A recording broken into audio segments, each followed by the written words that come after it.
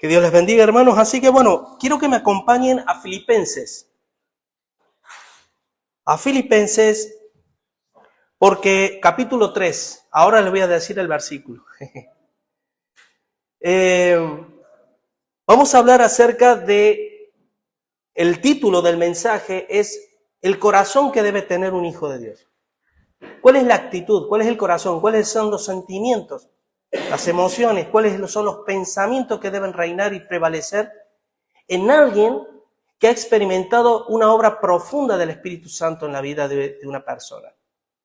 Y como a mí siempre me gusta decir, porque hay muchas cuestiones, muchas cosas espirituales que sirven como termómetro en nuestra vida para que nosotros podamos ver cómo estamos en el Señor, ¿sí? Y así que yo quiero que vayan conmigo a Filipenses, vamos a leer el texto. Capítulo 3, vamos a leer del versículo 7 al versículo 14 de Filipenses. Miren, lo vamos a leer y dice así: pero cuántas cosas, dice el apóstol Pablo, eran para mí ganancia, las he estimado como pérdida por amor de Cristo. Y ciertamente, aún estimo todas las cosas como pérdida por la excelencia del conocimiento de Cristo Jesús, mi Señor, por amor del cual lo he perdido todo y lo tengo por basura para ganar a Cristo y ser hallado en Él, no teniendo mi propia justicia que es por la ley, sino la que es por la fe en Cristo, la justicia que es de Dios por la fe, a fin de conocerle y el poder de su resurrección y la participación de sus padecimientos, llegando a ser semejante a Él en su muerte, si en alguna manera llegase a la resurrección de entre los muertos. No que lo haya alcanzado ya, ni que ya sea perfecto, sino que prosigo por ver si logro hacer aquello por lo cual fui también asido por Cristo Jesús. Hermanos, yo mismo no pretendo haberlo ya alcanzado, pero una cosa hago, olvidando ciertamente lo que queda atrás y extendiéndome a lo que está delante, prosigo a la meta, al premio del supremo llamamiento de Dios en Cristo Jesús. Miren, la predicación del domingo pasado estuvimos hablando, ¿verdad?, de la obra que Dios hace en la vida de alguien que ha sido liberado por Dios, ¿verdad? Ustedes saben que Jesucristo significa, la palabra Jesús significa Salvador. Y Él ha venido a salvarnos. Pero la pregunta es, ¿a salvarnos de qué? ¿O salvarnos de quién? Y aquí vamos a hablar y vamos a ver que realmente, que de la misma forma que los israelitas fueron sacados de un sistema mundano llamado Egipto, hoy nosotros cuando hemos sido liberados por Cristo, Dios nos saca de un sistema mundano que también es la Babilonia espiritual de nuestra vida, en la cual Dios nos ha sacado, Dios nos ha restaurado, nos ha limpiado, nos ha posicionado. Ya no somos criaturas, sino somos hijos ya de Dios. Ahora tenemos una herencia. Ahora tenemos, además, hemos sido bendecidos con toda bendición espiritual en los lugares celestiales en Cristo. Por lo tanto, ya hay cosas que realmente deben notarse, esa obra profunda del Espíritu Santo en nuestras vidas. Pero lo que acabamos de leer, esta cita, habla acerca de qué es lo que yo, como hijo de Dios, debo actuar, debo pensar, debo sentir, si es que la obra de Dios ha calado en mi vida realmente. Porque nadie, ni tú ni yo, podemos producir nada que no venga, si queremos producir algo para Dios, ¿verdad?, espiritual, no puede ser de otra manera a menos que Dios more en nuestro corazón, en nuestro interior, desarrollando todas esas cuestiones espirituales que Dios quiere para nuestra vida. Ahora bien, en el versículo 7, cuando dice, pero cuántas cosas eran para mí ganancias, las he estimado como pérdida por amor de Cristo. Y yo pregunto, ¿qué es lo que Pablo estimaba como pérdida en su vida? Aquí nosotros vamos a ver tres cosas importantísimas en la vida espiritual. Nosotros como cristianos, si realmente hemos experimentado el amor de Dios y su poder en nuestras vidas, hay tres cosas que nosotros sí o sí, si somos hijos de Dios, tienen que reinar y prevalecer en nuestro interior. Lo primero es todas aquellas cuestiones que tienen que ver con el pasado. Y esos son tres tiempos. El pasado, lo que vivo en el presente y la esperanza bienaventurada, es decir, las cosas que tienen que ver con todo lo que ha de venir. Recuerden que la fe es la certeza de lo que se espera. Pero si yo vivo el presente desobedeciendo a Dios, nunca podré tener esperanza del futuro. Ni nunca querré o anhelaré en mi vida desear tener las bendiciones de Dios en mi vida que tienen que ver con el futuro. Porque si no me interesa el presente, y luego vamos a ver algunas cuestiones, ¿sí? Miren lo que dice, por ejemplo, Efesios capítulo 4, versículo 22. Dice, Efesios 4, 22, en cuanto a la pasada manera de vivir, despojaos del viejo hombre que está viciado conforme a los deseos engañosos. Sí, se ríen por las gafas, ¿no? Gracias, hermano, yo sé que se están compadeciendo de mí. Son tremendos. Dice, en cuanto a la pasada manera de vivir, despojaos del viejo hombre que está viciado conforme a los deseos engañosos. Ahora, la pregunta, ¿de qué el apóstol Pablo? Él sentía o veía, estimaba como pérdida en cuanto a su pasado. Lo vamos a resumir. Él hablaba acerca de que él, en las cuestiones religiosas, era intachable. Además, era una persona muy conocedora de la ley de Dios. Él era un fariseo, miembro del Sanedrín, y eso significa que es del nivel elevado. Y él dice que era, bueno, naturalmente nacido de la tribu de Benjamín, que Judá y Benjamín eran judíos, que era fariseo, que era de hebreos, que era tal, que era cual, es decir, aventajaba a cualquiera. Pero eso es lo que sabemos del apóstol Pablo. Pero ahora yo me pregunto, si nos dirigimos a tu vida o a la mía, ¿de qué es de lo que Dios me está pidiendo a mí personalmente que yo deba de estimar como pérdida y como basura aquellas cuestiones del pasado? Miren, si hay alguna cosa que es real, es que todos tenemos un pasado. Eso no lo podemos negar. Y gracias a Dios que hay un pasado, porque hemos llegado hasta aquí, ¿verdad? Pero y del pasado hay dos cosas.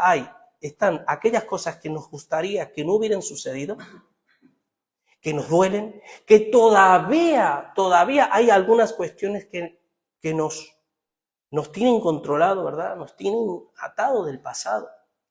Y hay otras que son virtudes, pueden ser talentos, pueden ser dones, pueden ser aquellas cuestiones, aquellas áreas que no solo nos gustan, sino que incluso la gente lo ve y estamos bien, o sea, nos sentimos bien como personas.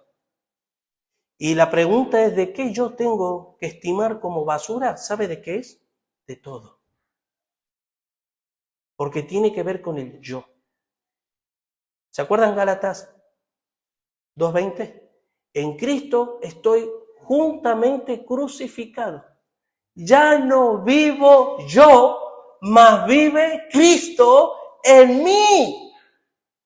Yo como cristiano, hablábamos el domingo pasado acerca de la gratitud. La gratitud es el detonante para yo poder entender todo esto que estamos hablando hoy. Cuando yo escucho esto que estamos hablando y en mi corazón late un corazón de agradecimiento a Dios, resulta que no solo que estoy entendiendo lo que estoy oyendo, sino que me gozo por dentro. Sino que mi corazón se alegra por dentro. ¿Por qué? Porque está el anhelo ardiente de mi corazón, el vivir, obedecer y vivir agradando a Dios. Y punto número 1, de la manera que yo agrado a Dios es cuando yo ya no vivo para mí. Y cuando yo no vivo para mí es cuando yo las cosas, dice cuando dice, el que pone la mano en el arado y mira hacia atrás, no es apto para el reino de Dios. No es apto. ¿Por qué? Porque hay cosas del pasado, si son malas, esas las tienes que morir y dejar. Hacer lo mismo que Dios hizo con tus pecados y con el mío. Las echó al fondo del mar y nunca más se acuerda de él. ¡Wow! Pero ¿cómo puede ser que Dios hace eso y yo recuerde cosas de mi pasado que me atan y me siguen atando al día de hoy? Porque el diablo, se suele decir que el diablo viene a quererte mostrar una copia. Porque el original ya Dios lo rompió. Y esa copia el diablo sabe que lo utiliza para frenarte, para paralizarte, para que no entiendas, para que no avances. Porque estamos anclados en esas cuestiones del pasado que solo tú sabes. Yo sé los míos. En la cual el diablo sabe que mientras no vivamos en fe y no desestimemos el pasado por amor a Cristo, por la excelencia de Él, pues seguiremos, hermanos, anclados en el pasado y nunca avanzaremos. En este versículo que acabamos de leer de Efesios 4:22, aquí hay dos palabritas que sobresalen. Dice, en cuanto a la pasada manera de vivir, dice, despojaos del viejo hombre. Aquí, si ustedes observan, aquí ya no está hablando de la obra de Dios. Aquí está hablando de lo que Dios me pide a mí cuando Dios hace la obra en mí. Si Dios ha regenerado mi vida, si Dios me ha dado una vida nueva, si Dios ha transformado mi mente y mi corazón, pues entonces yo por amor a Dios, lo que tengo que hacer es despojarme del viejo. Ahora, la palabra despojar, la palabra que emplea en el original para despojar, no es algo como que lo que sabemos hacer los cristianos con aquellos pecados y siempre que pensamos en el pecado, pensamos en la mentira, en el robo, en el adulterio. No, hermano. Hay hábitos que tenemos que dejar, que tenemos que cortar de una vez por todas. Y sabes que una cosa, miren, hermano, la palabra despojar significa arrancar agresivamente algo de lo que uno está poseyendo. Por ejemplo, yo siempre pongo este ejemplo, yo tengo una ropa, una camisa, pero esta camisa representa mi pasado. Esta camisa representa a mí aquello que Dios quiere. Porque Dios es un Dios de renovación, es un Dios que siempre está mirando hacia el futuro de nuestras vidas. Porque nosotros necesitamos renovarnos mentalmente. Y para renovarnos mentalmente no podemos anclarnos en lo que yo era antes. Y la palabra despojar tiene más que ver con arrancar, es decir, me arranco la camisa que me está asediando, que me está atormentando y que me está asediando mi vida, como dice Hebreos 12. Por lo tanto, hermanos, ¿qué es lo que nosotros como cristianos muchas veces hacemos? Es que con aquellas áreas que Dios está diciendo, despojados del viejo hombre, empezamos a negociar. ¿Y por qué negociamos? Porque queremos las bendiciones de ambas partes. Queremos los resultados y las cosas lindas de las dos áreas, de las dos partes. Por un lado, a mi Señor, que me bendice, me ama, me cuida, me provee. Pero por otro lado, no quiero soltar aquello que soy yo y que me ha hecho el yo que a mí me gusta. Imagínense el nivel de gloria que el apóstol Pablo debió haber sentido y visto de parte de Jesús para decir Él, que es el menos indicado, humanamente hablando, para poder llegar a decir esto. Porque él podría haber tenido una lucha eterna con estas cuestiones, pero no las tuvo. Luego vamos a leer por qué. Pero ¿ustedes se acuerdan la conversión de Pablo? Hechos 9. Saulo de Tarso, camino a Damasco. Él iba, el buen fariseo, buen religioso, intachable, pim, pum, perseguía a la iglesia. Y perseguía a la iglesia porque no entendía mentalmente y espiritualmente los designios de Dios. Y así andamos muchos hermanos también. Porque hay muchas maneras de perseguir la iglesia. No necesariamente tiene que ser una cuestión física. Cuando yo no estoy de acuerdo con la palabra de Dios, con los consejos de Dios, con lo que Dios a mí me está hablando, yo estoy persiguiendo. porque los que conmigo no son contra mí son, dice el Señor.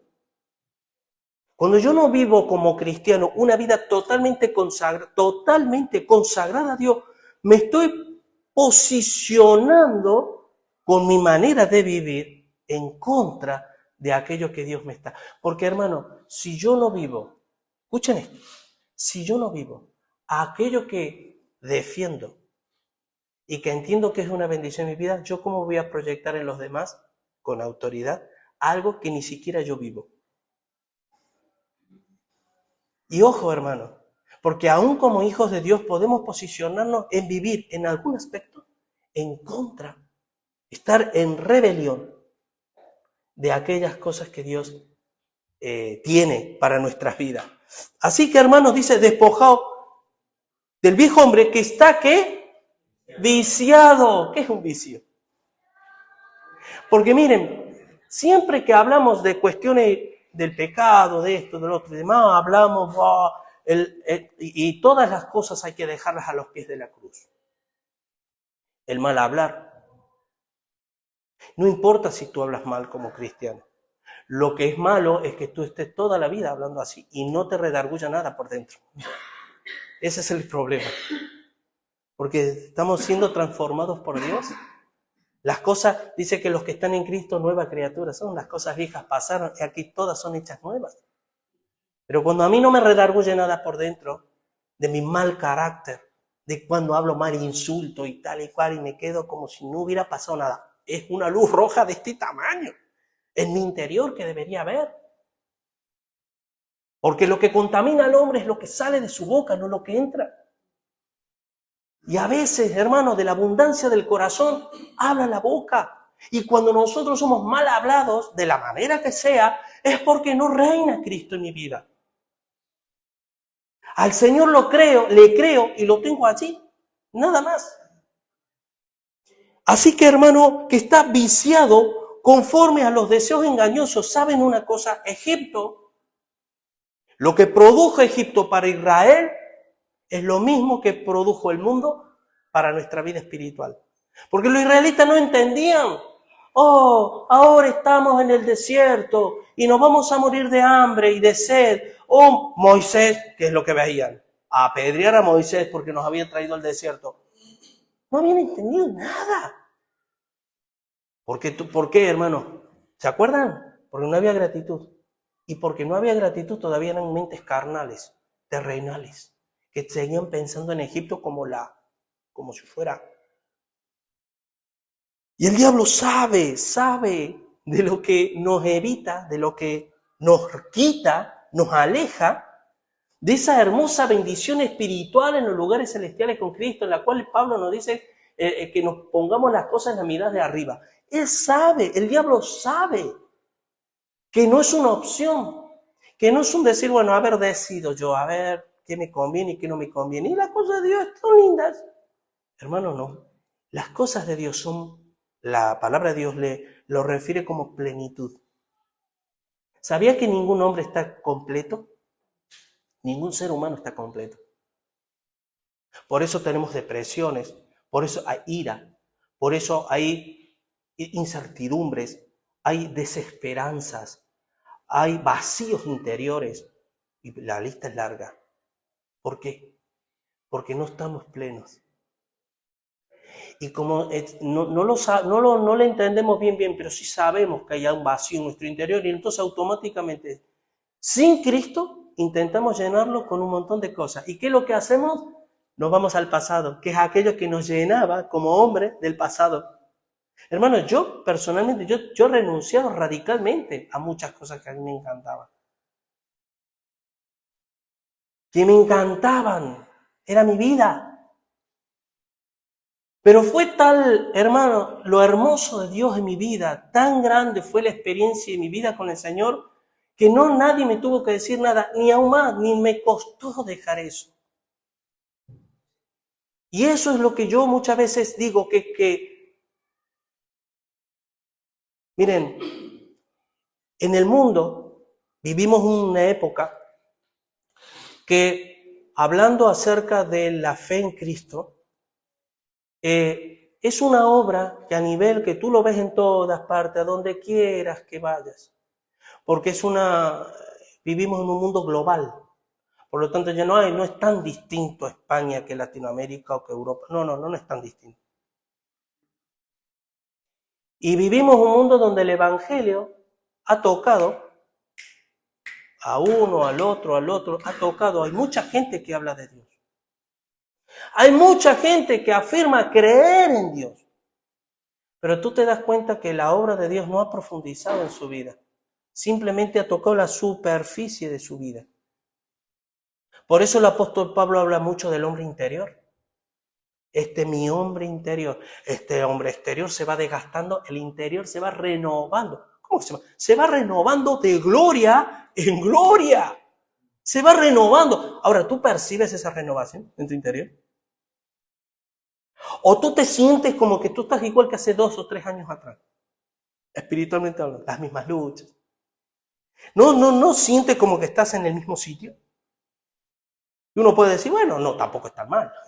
¿Sí? No estoy tan mal. Bueno. Pero ese es por lo que Dios nos ha llamado. Ese es realmente el Dios que yo tengo. Y el crecimiento espiritual.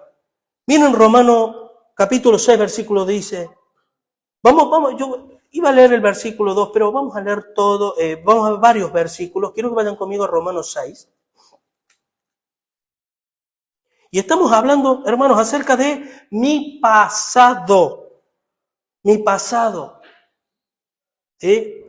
Miren, vamos a leer a partir del versículo 2.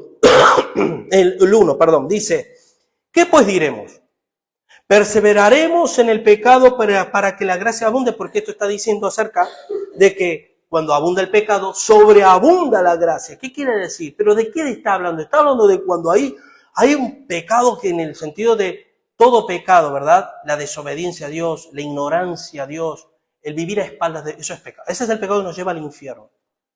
Luego tiene ciertas manifestaciones del pecado, el que roba, el que miente. Para eso tenemos los 10 mandamientos. Son manifestaciones. Pero el pecado en el fondo es no conocer a Dios. Y cuando yo no conozco a Dios, manifiesto, ¿sí?, acciones que van en contra de la naturaleza de Dios. Entonces, de eso está hablando. Versículo 2. En ninguna manera, porque los que hemos muerto al pecado, ¿cómo viviremos en él? Miren, la expresión aquí es ¿cómo viviremos en pos de él? Si yo, hermano, por haber tenido un encuentro personal con Cristo, hizo ese poder de la presencia de Dios, me hizo a mí morir a mi yo. ¿Se acuerdan Mateo 16, 24? El que quiera venir en pos de mí, niéguese a sí mismo. Y fíjense que esas 3 acciones tienen que ver con el tiempo pasado, presente y futuro. Miren, niéguese a sí mismo. Tome su cruz cada día presente. ¿Sí? Niéguese a sí mismo, tome su cruz cada día y sígame. Seguir a Cristo, hermanos, sin una esperanza, sin un deseo de vivir en pos, de vivir agradándole a Él, hermano, no tiene sentido y no lo vamos a vivir. Pero miren aquí dice, en ninguna manera, porque los que hemos muerto al pecado, ¿cómo viviremos aún en pos de Él? Y cuando aquí, querido hermano, ¿sabe de qué pecado está hablando? Aquí está hablando del pecado de tener todavía, en ese tiempo, los judíos, tener la ley de Dios como la máxima. Que de eso tuvo que pelear constantemente los apóstoles, constantemente, peleando con los judíos que todavía decían que Cristo bien, ole, pero que todavía había que guardar las leyes, los requerimientos de demás y tal, y no es. Entonces, yo no podía vivir en pos de ellos, pero eso sí yo lo llevo a mi vida, hermano. ¿Cuántos hay? Tú piensa, quiero que en estos momentos pensemos en nuestros hobbies. Puede parecer algo livianito, un hobby no pasa nada. Si ocupa el lugar que le pertenece a Dios, sí. Las cosas que te gustan y que sos capaz, que eres capaz de no venir a la iglesia para quedarte a ver o estar en tal o cual sitio. Aquellas cosas que que incluso compiten con las cosas de Dios. Piensa, todos tenemos áreas. Pues esas son las áreas en las cuales hemos muerto y que ya no podemos vivir en pos de ellos. Y si seguimos viviendo en pos de ellos es porque la obra espiritual en su momento, cuando conociste al Señor, no fue en profundidad. Como se suele decir, salieron, pero no salió ese sistema. Salieron de Babilonia, pero Babilonia no salió de ellos. Así que dice, ¿o no sabes que todo lo que hemos sido bautizados en Cristo Jesús hemos sido bautizados en su muerte? Porque somos sepultados juntamente con Él para muerte por el bautismo, a fin de que como Cristo resucitó de los muertos por la gloria del Padre, así también nosotros andemos ¿en qué? En vida nueva. ¿Y de dónde está lo nuevo? Si yo sigo viviendo como vivía antes. Y vuelvo a repetir, estoy hablando de todos los aspectos de la vida. No solamente aquellos que son más gravosos y que se ven. En especial estamos hablando de aquellas cosas que no se ven, que solo tú las sabes y que yo las sé. Incluso ni los hermanos saben. ¿Sí? Y de aquellas cosas que Dios me pide a mí, el hacer morir lo terrenal, lo carnal, iras, contiendas, disensiones, orgías, pleitos. Ustedes saben la lista, ¿verdad? Incluso la hemos repetido tantas veces que hasta ya se nos ha grabado de memoria, ¿no? Miren lo que dice Gálatas capítulo 2, versículo 18. Porque las cosas que destruí, las mismas vuelvo a edificar, transgresor me hago. Escucha esto. Si aquellas cosas que yo destruí, porque Dios se presentó en mi vida, al pasar el tiempo las vuelvo a edificar en mi vida, ¿qué me convierto delante de Dios? En transgresor. No, pero yo ya soy salvo porque yo... Eso es un peligro, hermano. Cuando de la teología solo tomamos lo que nos interesa y desechamos lo que no entendemos o lo que no nos interesa, no es en Dios en quien crees, es en ti mismo. Porque tomas lo que te interesa y desechas lo que no te interesa. Pero la suma de su palabra es verdad y todo el consejo de Dios es para mi vida espiritual. Así que esa es la cuestión. Seguimos adelante. Miren, vamos a leer versículos 8 y 9. Y ciertamente aún, porque Pablo, fíjense, no se conformó solamente con decir, hermano, miren, yo era esto. Y lo tengo por basura. Lo desestimo en mi vida. Yo ya no quiero saber nada de eso y demás. Eso sí, Saulo de Tarso, cuando se convierta al Señor, yo lo que siempre digo, tuvo un encontronazo con Dios. Ustedes se imaginan, querido hermano, ¿a ti alguna vez te ha pasado y suelen hacer bromas incluso en decir, ¿no? Te hacen hablar mal de alguien y justo lo tienes detrás, ¿no? Sí, no, porque a mí me debe dinero y no me lo ha pagado, que no puede ser. Hola, ¿qué tal? ¿No? ¿No? Que a lo mejor has dicho verdades, amén. Pero imagínate que se te da, pues, dices esto, dices lo otro y lo tienes ahí. Pues cuando nosotros nos encontramos con Cristo, más o menos ese es el sentimiento que nos invade. Porque vivimos toda la vida conforme a nuestros criterios. Cuando tú te encuentras con el Cristo resucitado, que es espiritual, el sentimiento que te invade es que, ¿sabes cuál es? Se nos rompe todos los esquemas. Lo que yo entendía y creía que era de sumo valor para mi vida, el sentimiento, porque luego uno lo va procesando intelectualmente, pero el sentimiento, es decir, te rompió todo, te quebró todo, todos tus argumentos, por eso nos lleva cautivo a la obediencia a Cristo, todo pensamiento es llevado cautivo, porque te das cuenta que no eres muy noble, no somos muy nobles, ni muy poderosos, en la carne, ¿sí? Tenemos que desechar a Egipto en nuestra vida, echarlo fuera. Dice, y ciertamente aún estimo algunas cosas como pérdida por la excelencia del conocimiento de Dios. Veo que no tenéis la Biblia. Todas las cosas. Todas. ¿Por qué? Por la excelencia del conocimiento de Cristo. Y ahora les voy a decir una cosa. Esto que acabamos de leer es a posteriori, no a priori. Mira, si tú te vas a esforzar ahora por decir, yo quiero conocer a Dios y yo para conocer a Dios, bueno, ahora tengo que renunciar a esto, esto. No, hermano, no es así. El impacto que Dios produce en tu vida y en la mía, produce esto. Produce, wow, es que he encontrado un tesoro tan grande que vendo todo lo que tengo, lo entierro y vendo ese campo. ¿Sí? Para que disfrutar de ese tesoro, pero lo tienes que descubrir. Dios se tiene que revelar a tu vida. Hoy lo hablábamos, ¿verdad? Dios se tiene que revelar a tu vida, no se nos tiene que revelar.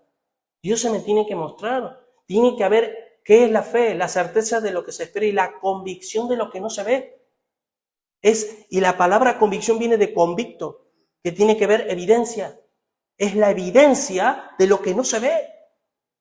¿Tú tienes evidencia de Dios en tu vida? Amén. Ya los digo yo por vosotros. Amén. Ahora viene la segunda pregunta. Pero esa evidencia que tú tienes de Dios es lo suficientemente fuerte como para tú ya no vivir para ti, sino para Él. Ahí ya les dejo la respuesta a cada uno. Gloria al Señor. Seguimos leyendo. Dice, por la excelencia de Cristo Jesús, mi Señor, por amor, que ese es el vínculo, por amor del cual lo he perdido todo y lo tengo por basura. Miren, cuando dice para ganar a Cristo, no está diciendo, Señor, yo voy a hacer todo esto para ganarte a ti. La palabra aquí, la definición para ganar a Cristo, lo vamos a entender mejor en las palabras que siguen. Y ser hallado en Él. Y ser hallado en Él. ¿Sabes qué significa eso? Todos los días de mi vida, yo me pregunto, cuando yo soy hallado en Él, significa que soy hallado en su voluntad. Soy hallado de Él, soy hallado en perfecta sintonía con su palabra, con su evangelio, con lo que Dios desea de mi vida. Si yo vivo una vida de desobediencia, una vida que me da como me da la gana y demás, yo no soy hallado en Él. Porque todavía soy niño espiritual y todavía hay cosas que Dios tiene que seguir trabajando en mi vida, porque todavía Egipto está en mi corazón.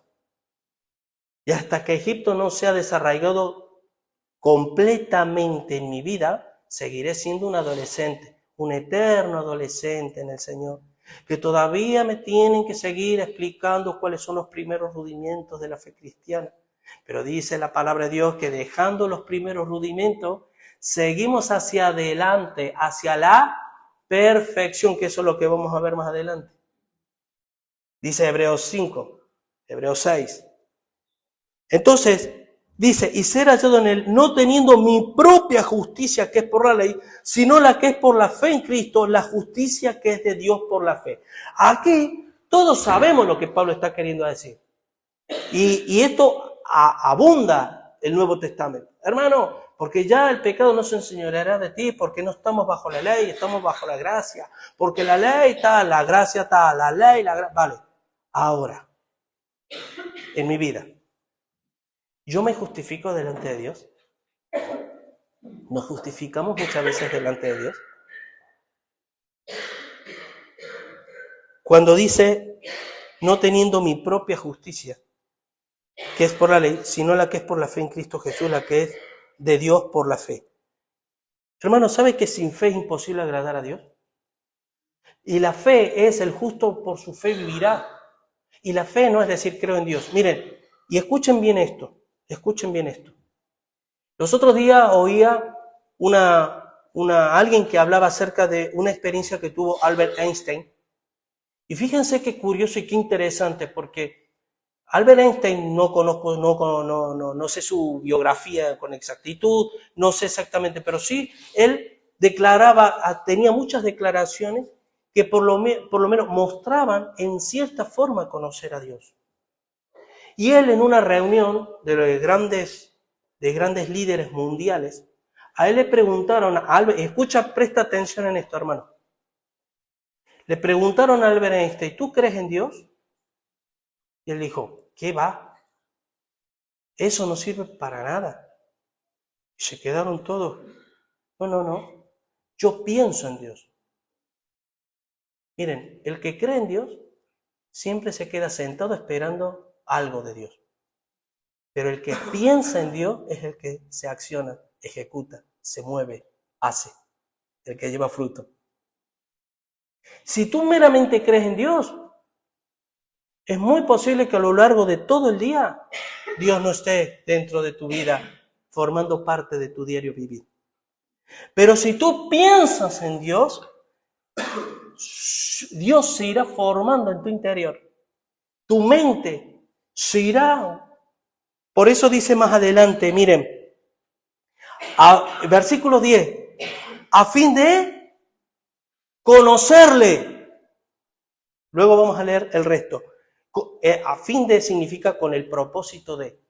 Si el apóstol Pablo dice, miren, todas estas cosas yo las estimo como pérdida, porque claro, para mí eran de mucho valor, pero claro, comparándolo con mi Cristo, eso es basura, eso no vale nada. Y dice que aún sigo estimándolo por la excelencia de Cristo, por amor, lo he dejado todo, lo tengo por basura, para ser hallado en Él. ¿Para qué? Para conocerle. Para conocerle. Ese es el cáncer de las iglesias a nivel mundial. No conocen a Dios. Hablan de Dios, pero no le conocen. No le conocen. Al punto que dice la palabra que cuando Jesús venga, Él se pregunta, ¿y hallará fe en la tierra cuando el Hijo del Hombre venga? Te puedo asegurar que al paso que vamos, no. Credulidad toda la que quieras. Credulidad toda la que quieras. Fe, muy poca. Porque la fe lleva fruto. La fe se ve. La fe te lleva a actuar. Te lleva a consagrarte. Dice que el que conoce a Dios se esforzará y actuará. Pero el que simplemente cree, espera que Dios te dé, que Dios te sane, que Dios te guarde, que te dé dinero, que te dé trabajo, que te mime, que te haga en el corazón. Así. Pero el que conoce a Dios sabe que estamos en un mundo hostil y que esa persona se ha posicionado en una batalla, en una guerra espiritual, que no te vas a librar, querido hermano. Podrás ser engañado. Y por mucho tiempo engañado, pensando que la guerra no va contigo. Pero hay la que te espera si tú piensas eso. Pero hay una guerra espiritual en la cual mi papel es muy parecido al de nuestro Señor Jesucristo. ¿Y a Jesús qué le pasó? Él vino, ¿y qué sucedió por decir lo que dijo? Lo crucificaron. ¿Y qué les pasó a todos los apóstoles excepto a Juan? Lo mataron, ahorcado, apedreado, decapitado. ¿Y yo voy a hacer más que ellos? Así que, ¿se acuerdan Colosenses 3, del 1 al 4, cuando dice, si, tiempo pasado, si habéis resucitado con Cristo, buscad las cosas de arriba. Es decir, si en el tiempo pasado tú ya has estimado como pérdida todo aquello que a ti lo ves como, y hablo de todo, pues entonces, tiempo presente, busca las cosas de arriba. Pon los ojos en Jesús, en las cosas de arriba, en lo espiritual, en el hombre interior, en el que se va renovando plenamente de día en día, no el que se va desgastando.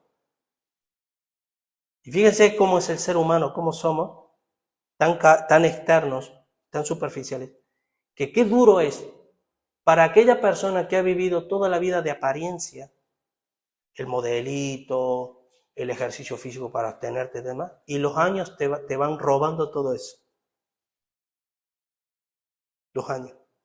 Y llega un momento en que terminamos como la flor que se marchita, hermano, y ya hace así. Y ese esplendor. Por eso se dice juventud, divino tesoro, ¿verdad? Pero ¿cuánto dura eso? ¿Y cuánto, que es lo más peligroso, cuánto de cosas de Dios dejamos a un lado por esas cuestiones? Es peligroso, hermano. Versículo 10 dice, con el propósito de conocerle y el poder de su resurrección y la participación de sus padecimientos, llegando a ser semejante a él. Aquí hay tres cosas que el apóstol Pablo dice que uno experimenta.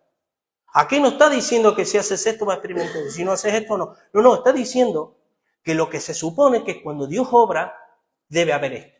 Si no hay esto, entonces, querido hermano, tú y yo debemos sentarnos, preguntarnos, Señor, ¿estoy en la fe? ¿O simplemente soy un simple simpatizante? ¿O verdaderamente tú has transformado mi vida de corazón? Que hasta la gente me dice, wow, oye, ¿cómo te pareces a Jesús tú, que te quieren, ¿no? Como minimizar, pero te están honrando, ¿no? Te están halagando. Pero miren, versículo 10 dice, hay tres cosas.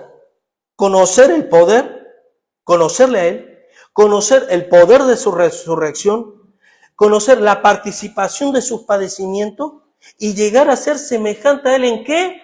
En su muerte. No, a ver, el Señor me ama. El Señor me ama, ¿cómo va a desear que Él desee de mí, que yo me parezca a Él en su muerte?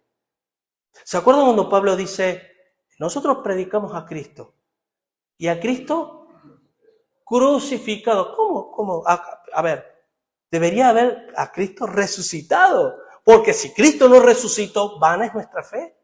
Es decir, hablando aquí en criollo, como se suele decir, si Cristo no resucitó, hermanos, apagamos la luz, pleguemos, bueno, ha sido una bendición haberles conocido cada uno a sus quehaceres, porque no sirve para nada. Pero el hecho de que Cristo haya resucitado es lo que cambia la cosmovisión del mundo. Por eso hasta en los libros ateos hablan antes de Cristo, después de Cristo. Porque resucitó entre los muertos, venció al que tenía el imperio de la muerte, a Satanás, venció a la muerte, venció al pecado.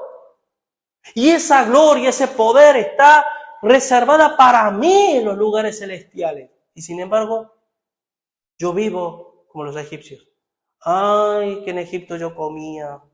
Ay, que en Egipto yo bebía y tal y cual. ¿Y saben qué, hermano? Vidas de pollos, que tienen las alas de la fe atrofiadas y que no ven más de aquí a donde quieren comer y se alimentan.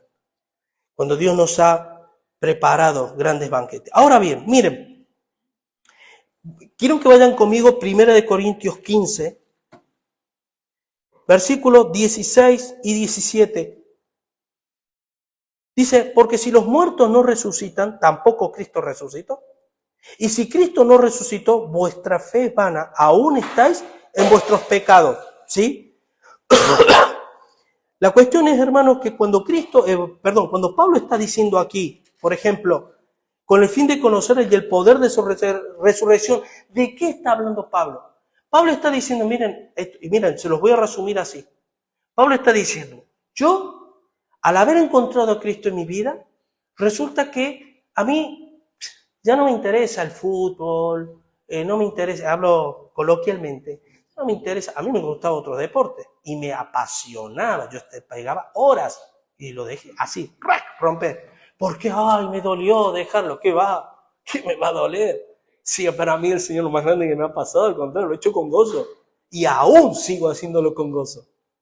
Y lo que Dios ha despertado en mi corazón, ojalá muchos lo tuvieran, pero no lo tienen porque no pagan el precio. ¿Sí? El hombre interior, ese que se va renovando, ese que te va dando gozo, paz, que puedes ver el fruto del Espíritu, que te da dominio propio y además te hace ver la vida, te hace ver como la visión de un águila. Porque elevas tu fe, porque al tener fe elevas tu vida y ves todo. Ahora bien, dice, y el poder de su resurrección. ¿Saben qué? Está hablando de la resurrección de los muertos. Está diciendo, hermanos, yo deseo ese momento. Deseo el momento cuando mi vida experimente la resurrección de los muertos y ya no tenga que vivir más con esto. Ahora, él sabía que lo iba a experimentar sí o sí, pero él su galardón Y recuerden esto, escuchen bien esto. ¿Por qué ahora aquí Pablo toca la resurrección de los muertos? ¿Se acuerdan que, miren, de manera implícita pero muy clara, la palabra de Dios dice que cuando Dios hace una obra en ti y en mi vida, en la vida de una persona, toca los tres tiempos. Nos justifica en el tiempo pasado, nos santifica en el tiempo presente y nos glorifica en el tiempo futuro. Por eso todo vuestro ser, espíritu, alma y cuerpo, sea glorificado en el día de Jesucristo. Es decir, espíritu, somos justificados en el espíritu, santificado en el alma y glorificado en la carne. Por eso es la resurrección de los muertos. La carne será restituida, restaurada, glorificada por Dios. Y aquí Pablo está diciendo de eso. En el tiempo pasado, ya para mí el mundo murió totalmente. En el tiempo presente me gozo en el Señor. Y en el tiempo futuro espero esa gloria venidera. Porque hemos sido, dice Romanos 8, que hemos sido adoptados. Hemos sido salvos para ser adoptados hijos suyos. Es decir, si bien hay una adopción, pero hay una espera en una adopción completa. Que es la que habla cuando dice en Efesios capítulo 1, versículos 13 y 14, cuando dice que y vosotros al haber creído fuiste sellados con el espíritu de la promesa, el espíritu de la promesa que son las arras de nuestra herencia, hasta la posesión adquirida para alabanza de su nombre. Y esa es la esperanza. Ahora, Pablo en resumida cuenta lo que está diciendo, hermano, al yo vivir esto, mis ojos espirituales se despierta una esperanza que no tiene parangón, no tiene comparación alguna con nada. Y es lo que me da la fuerza de seguir viviendo la vida. Entonces, amén, yo ahora te robo la esperanza. ¿Qué te queda? Si yo ahora te digo, ahora resulta que te invade dentro de tu interior la incertidumbre de que mañana no vas a trabajar, que te van a echar, de que está habiendo un coronavirus mucho más fuerte que te puede contagiar, y etcétera, etcétera, etcétera. Imagínate cómo será nuestra vida. Pero espiritualmente, cuando tenemos una esperanza bienaventurada, resulta que todas esas cosas no importan, porque eso viene de Egipto. Mi vida está en los lugares celestiales juntamente con Cristo, donde yo estoy sentado juntamente con Él. Así que, ¿qué pasa? Que este mundo, si se quiere caer, que se cae, si se quiere romper, que se rompa. Mi vida está depositada en las cuestiones espirituales. Pero también hay una cosa muy importante. Porque dice, y la participación de sus padecimientos. Pablo se gozaba en ser parte de los padecimientos de Cristo. Y el que no conoce a Dios nunca entenderá esto. ¿Por qué? Porque el hombre caído amamos el bienestar. Deseamos pagar cualquier precio con tal de estar bien. No tener enfermedades, económicamente está bien, ya bien cubierto, etcétera, etcétera. Pero cuando te dicen que por ser hijo del Altísimo, todas las miradas van a empezar a apuntar hacia ti, los enemigos, y van a ir a por ti. Entonces es ahí donde se ve de qué material estamos hechos espiritualmente.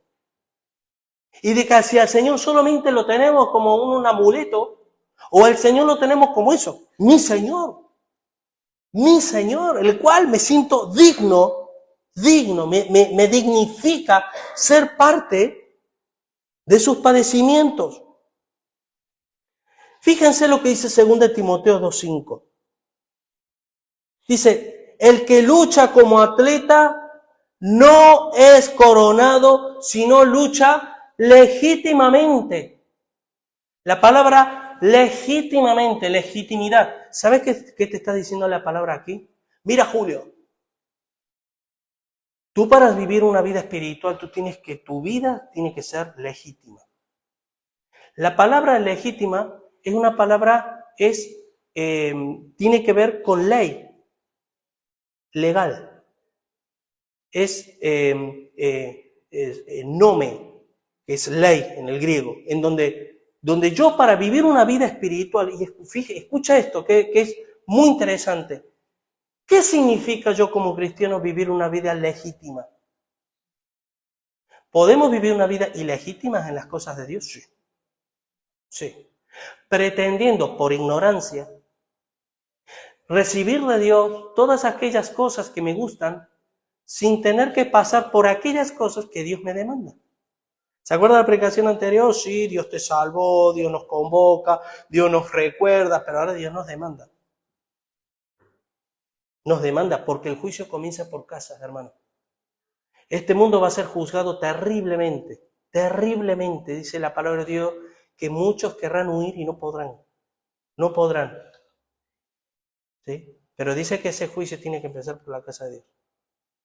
Porque Dios no quiere adolescentes en sus filas.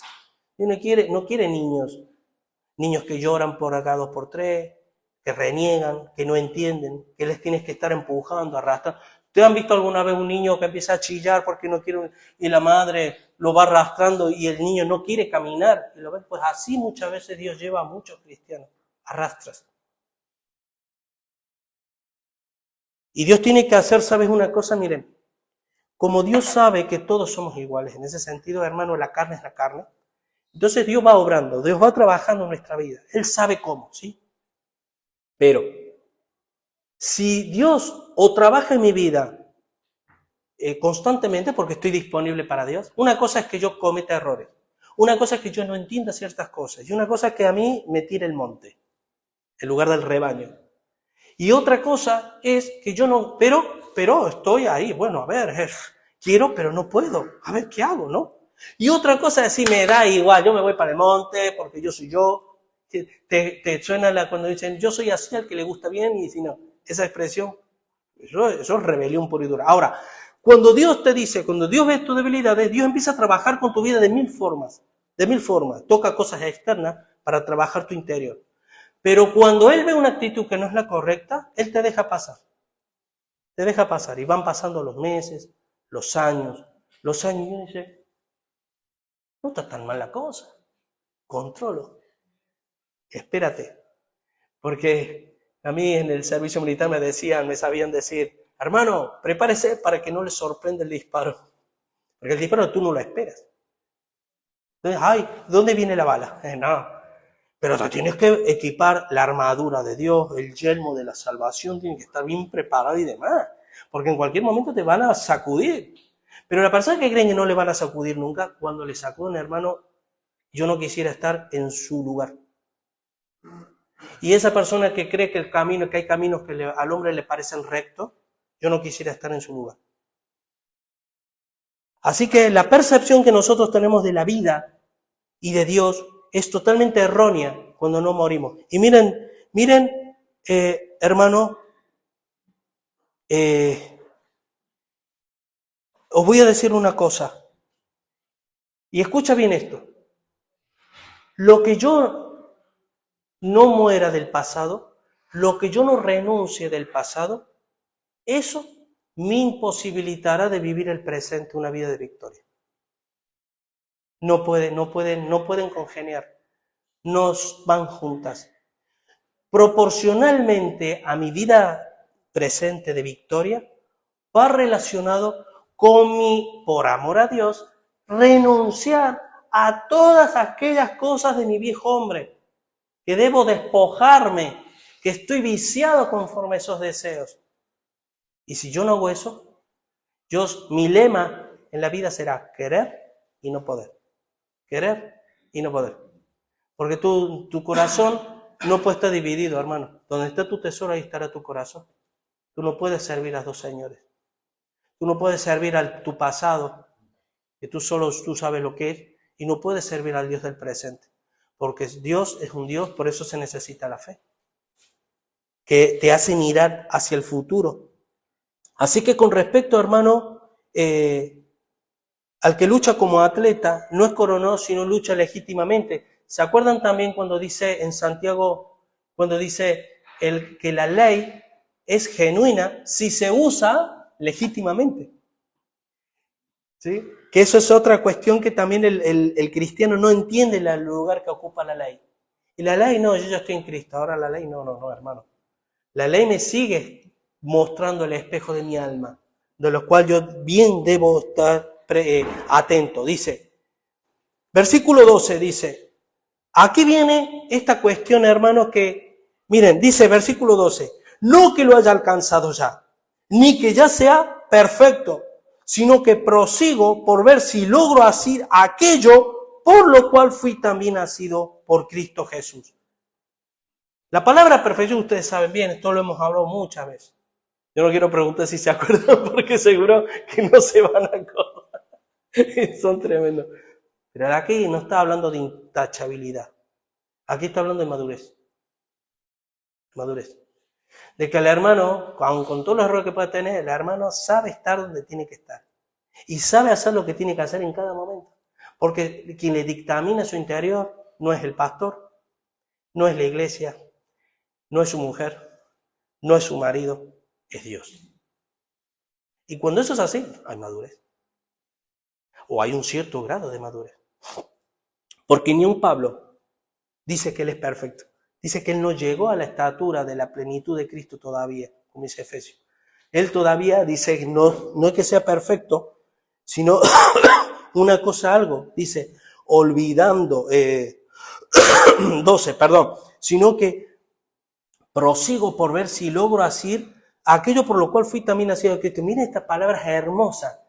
¿Qué hizo el Señor conmigo, contigo, con tu vida y demás? Él te rescató. Amén. Escuche la idea, el sentimiento que debe reinar en nuestros corazones. A mí, yo en un momento dado, sin buscarlo, sin saberlo, sin conocer, sentí como Dios me rescató y me llevó y se reveló a mi vida. Ahora soy yo el que tengo que hacer lo mismo con Él. Yo debo, en cierta manera, conquistar al Señor, buscar a Dios mientras pueda ser hallado, llamarle en tanto que esté cercano, deje limpio su camino. Y entonces soy yo el que tengo que ahora, Señor, tú ya te has aparecido en mi vida, ahora yo no quiero otra cosa, te busco porque eres el tesoro de mi corazón. Y ese es lo que debe reinar. Ahora, cuando eso no existe, en la mayoría de las veces es porque todavía la obra de Dios no ha profundizado. En algún círculo se suele decir, si Dios te toca, deja que Dios te toque. ¿Verdad? ¿Lo has oído alguna vez? Deja que Dios te toque. No es suficiente un toque de Dios. No es suficiente. Porque el toque de Dios te puede desestabilizar y decir, wow, uy, ahí está el Señor. ¿Y luego qué?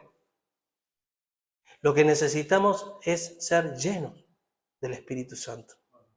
Ser llenos de su presencia. Para que cuando tú hables de la abundancia de tu corazón no sea más que salgan palabras de bendición. Todo lo que es honesto, todo lo noble, todo lo justo, en esto pensar. Que tu mente sea llena de la palabra de Dios, que tu vida sea una vida llena de gracia, sazonada con la gracia de Dios. Y no solamente gente que cree, sino gente que conoce, gente que piensa. Porque los que piensan en Dios son los que transforman el mundo. Los que creen en Dios, hermanos, solamente abultan. ¿Sí?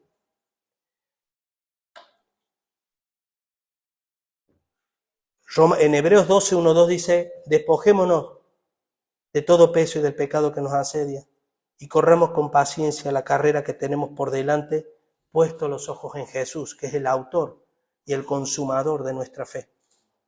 Así que poner los ojos en Jesús es lo que si tú has conocido a Dios, si tú has conocido realmente a Dios, no pasará un día que tú no pienses en Él y que no le busques. Y que eso tiene que ir en crecimiento. Así que la vida real del creyente significa desestimar todo aquello que agrade al yo, niéguese a sí mismo, seguir desestimando el yo por amor a Cristo, tome su cruz cada día, y proseguir hacia adelante poniendo los ojos en Jesús, ser discípulos de Cristo. Porque Dios no está buscando creyentes, Dios está buscando discípulos. Y un discípulo es alguien que se presenta delante de Dios como obrero, de que no tiene que avergonzarse, que traza bien la palabra de Dios porque la vive y persevera en ello. Un discípulo de Cristo es aquel que, como dice en Juan capítulo 8 del 31 al 32, si vosotros queréis ser mis discípulos, dice, con respecto a la palabra, cuando al final de todo habla de que conoceremos la verdad y la verdad nos hará libre. ¿Cuándo la verdad nos va a hacer libre, hermano? ¿Cuándo? Cuando somos discípulos de Cristo. ¿Y cuándo somos discípulos de Cristo? Cuando permanecemos en su palabra, por amor, por la excelencia de su nombre, para no ser hallado en mi justicia, sino ser hallado en Él. Amén, hermano. Amén. Y yo lo que, como decía Iván, hermano, no puedo evitar de parte de Dios de que cada las palabras nos hinque, constantemente nos hinque. No puedo evitarlo, hermano. Ojalá llegue un día en que podamos divertirnos más, por decirlo así, y que sean palabras de ánimo y venga, tú eres un campeón y que tú puedes. Y que yo creo que no va a llegar nunca a eso, ¿sí? Pero que en nuestra vida siempre haya ese aguijón, esa cosa que te incomoda y que no te deja vivir en paz como vives, sino que siempre te lleve a buscar al Señor y no conformarte. Amén. Vamos a orar, hermano. Padre Santo, Señor, gracias te doy, Dios mío, por tu infinita misericordia que tú tienes en nuestras vidas, Señor. ¿Cuánto tenemos que, si aún Pablo, Dios, sabía decir que él no era perfecto, sino que proseguía la meta, cuánto más nos queda a nosotros que ese sentimiento y esa mentalidad ahonde en nuestros corazones, Señor? Padre, no nos dejes estar tranquilos. Yo te ruego específicamente, Señor, a partir de hoy, Señor, que a ninguno de los que estamos aquí, de los que somos parte de esta iglesia, nos dejes tranquilos. Se incomoda, Señor. Trae incomodidad, Señor, con nuestra vieja manera de vivir. Y haz, Señor, ayúdanos a renovarnos, ayúdanos a buscarte todos los días y a descubrir el tesoro más grande, si todavía no lo hemos descubierto, a descubrirlo, Señor. Que eres tú, Padre, la excelencia que eres tú para nuestras vidas, Señor. Yo dejo todo en tu mano y te doy muchísimas gracias por tu infinita fidelidad, Señor. En el nombre de Jesús, amén y amén.